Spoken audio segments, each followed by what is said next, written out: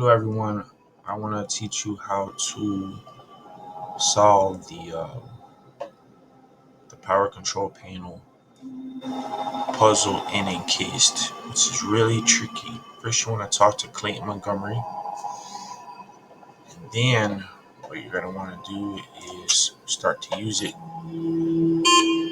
So you're going to step up to the panel, the middle option. Then you're going to enable power saving. Then what you're going to want to do is turn off the buzzer. Then you want to, what is the other one? System backlight. Yeah, turn that off. And then you're going to want to start the second converter. Make sure everything is working up here. Then it's the cooling. Alright.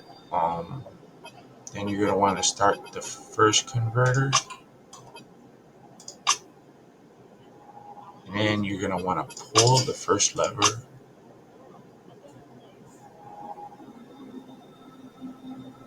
And